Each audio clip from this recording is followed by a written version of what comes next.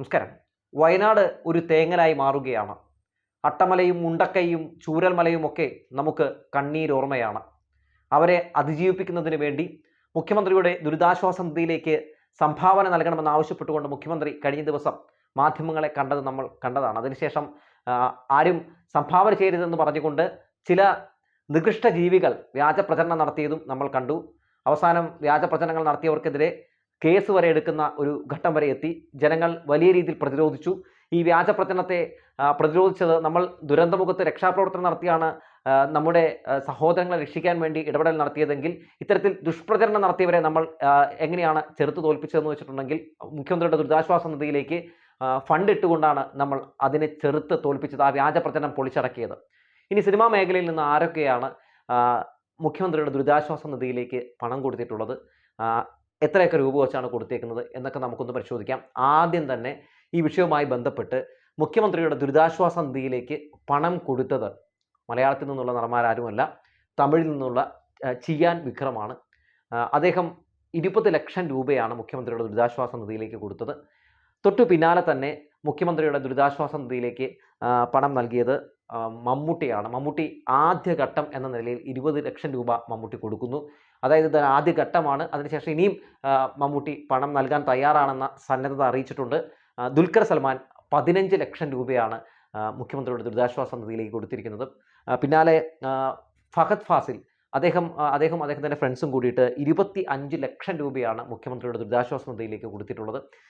തീർന്നില്ല, തമിഴ്നാട്ടിൽ നിന്ന് വീണ്ടും സഹായഹസ്തങ്ങളെത്തി. അതായത് സൂര്യയും ജ്യോതികയും കാർത്തികയും അവർ 3 പേരും കൂടിയിട്ട് 50 ലക്ഷം രൂപ സംഭാവന നൽകിയിരിക്കുന്നു. അതുപോലെ തന്നെ രശ്മിക മന്ദാന 10 ലക്ഷം രൂപ സംഭാവന നൽകിയിരിക്കുന്നു.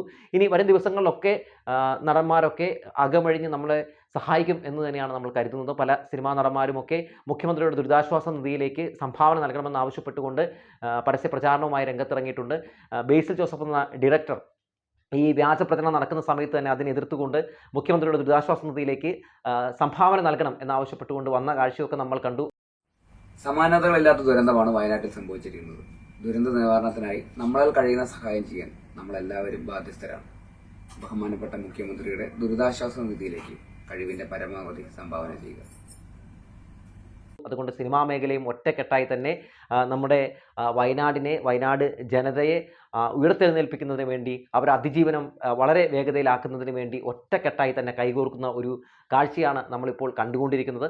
മാത്രമല്ല, ഇനി വ്യവസായികളുടെ ഭാഗത്തേക്ക് എടുത്തു നോക്കിയാൽ നമുക്കറിയാം, നിരവധി വ്യവസായികൾ ഇതിനോടകം തന്നെ പണം നൽകി കഴിഞ്ഞു. രവി പിള്ള, അതുപോലെ തന്നെ യൂസഫ് അലി, അതുപോലെ തന്നെ ആസാദ് മൂപ്പൻ, കല്യാൺ രാമൻ, അങ്ങനെ നിരവധി ആളുകൾ 5 കോടിയൊക്കെ വെച്ചാണ് ഇവർ നൽകിയിരിക്കുന്നത്.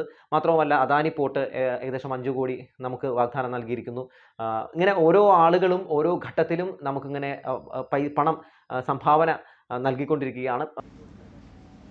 ഇന്നിപ്പോൾ മുഖ്യമന്ത്രിയുടെ ദുരിതാശ്വാസ നിധിയിലേക്ക് Lulu group chairman MA Yusuff Ali, പ്രമുഖ വ്യവസായി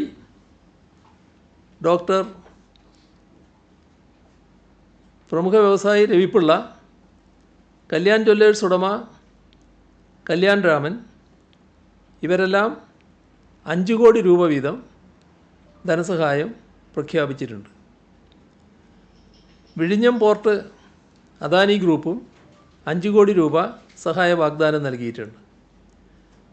നോർക്ക ഡയറക്ടർമാരൊരാളായ ജയകൃഷ്ണ മേനോൻ 1 കോടി രൂപയും വാഗ്ദാനം ചെയ്തിട്ടുണ്ട്. കൂടാതെ KSFE 5 കോടി രൂപയും, കനറ ബാങ്ക് 1 കോടി രൂപയും, KMML 50 ലക്ഷം രൂപയും, വനിതാ വികസന കോർപ്പറേഷൻ 30 ലക്ഷം രൂപയും, ഔഷധി ചെയർപേഴ്സൺ ശോഭന ജോർജ് 10 ലക്ഷം രൂപയും നൽകിയിട്ടുണ്ട്. തമിഴ്നാട് മുഖ്യമന്ത്രി പ്രഖ്യാപിച്ച 5 കോടി രൂപ ഇപ്പോൾ തൊട്ടു മുമ്പ് തമിഴ്നാട് പൊതുമരാമത്ത് മന്ത്രി ശ്രീ EV വേലു ഓഫീസിൽ വന്ന് കൈമാറിയിട്ടുണ്ട്. തമിഴ് ചലച്ചിത്ര നടൻ വിക്രം 20 ലക്ഷം രൂപ കൈമാറിയിട്ടുണ്ട്. ടിബറ്റൻ ആത്മീയ നേതാവ് ദലൈലാമയുടെ ട്രസ്റ്റ് 11 ലക്ഷം രൂപ ഇതിലേക്കായി സംഭാവനയായി പ്രഖ്യാപിച്ചിട്ടുണ്ട്. ഇന്ന് കാലത്ത് ചേർന്ന മന്ത്രിസഭാ യോഗം എല്ലാ മന്ത്രിമാരും 1 മാസത്തെ ശമ്പളം ഇതിലേക്ക് സംഭാവന ചെയ്യാൻ തീരുമാനിച്ചിട്ടുമുണ്ട്. മുഖ്യമന്ത്രിയുടെ ദുരിതാശ്വാസ നിധിയിലേക്ക് സംഭാവന നൽകാൻ പലരും സന്നദ്ധരായി മുന്നോട്ട് വരുന്ന കാഴ്ച കാണുന്നുണ്ട്. കഴിയുന്നവരെല്ലാം സംഭാവന നൽകണമെന്ന് ഒരിക്കൽ കൂടി അഭ്യർത്ഥിക്കുകയാണ്. ഇതുകൂടാതെ കോഴിയെ വിറ്റ പൈസയും മുട്ട വിറ്റ പൈസയും ചായക്കടയിൽ നിന്ന് കിട്ടിയ പൈസയും അങ്ങനെ തുടങ്ങി ചെറുതും വലുതുമായിട്ടുള്ള തുകകളൊക്കെ സംഭാവന നൽകിക്കൊണ്ടിരിക്കുകയാണ്. സത്യത്തിൽ എത്ര മനോഹരമാണ് നമ്മുടെ കേരളം, എത്ര മനോഹരമായ എത്ര നന്മയുള്ള മനുഷ്യനാണ് നമ്മുടെ കേരളത്തിൽ. ഇത് കാണുമ്പോൾ സത്യത്തിൽ എങ്ങനെയാണ് നമുക്ക് നോക്കിയിരിക്കാൻ കഴിയുക? നമുക്ക് പറ്റാവുന്ന രീതിയിലൊക്കെ നമ്മളും സഹായിക്കുക. എന്തായാലും കേരള ന്യൂസ് 60 ഞങ്ങളുടേതായിട്ടുള്ള ഒരു ഫണ്ട് ഞങ്ങൾ മുഖ്യമന്ത്രിയുടെ ദുരിതാശ്വാസ നിധിയിലേക്ക് കൊടുക്കുന്നുണ്ട്.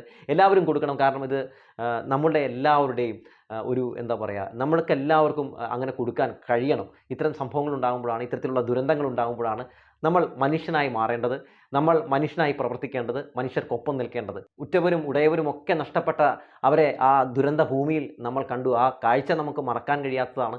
നമ്മൾ ഈ സമ്പാദിക്കുന്ന പൈസയൊന്നും നമ്മൾ അങ്ങോട്ട് പോകുമ്പോൾ കൊണ്ടുപോകുന്നില്ലല്ലോ. ജീവിച്ചിരിക്കുമ്പോൾ നമുക്ക് മറ്റുള്ളവർക്ക് തണലാകാൻ പറ്റുമെങ്കിൽ അത്രയും നല്ലത്, മറ്റുള്ളവരെ സഹായിക്കാൻ കഴിയുമെങ്കിൽ അത്രയും നല്ലത്. അതുകൊണ്ട് എല്ലാവർക്കും പറ്റുന്ന രീതിയിലൊക്കെ എല്ലാവരും സഹായിക്കുക, താങ്ങായി മാറുക എന്ന് മാത്രമേ പറയാനുള്ളൂ എന്ന് പറഞ്ഞു വെച്ചുകൊണ്ട് നിർത്തുകയാണ്.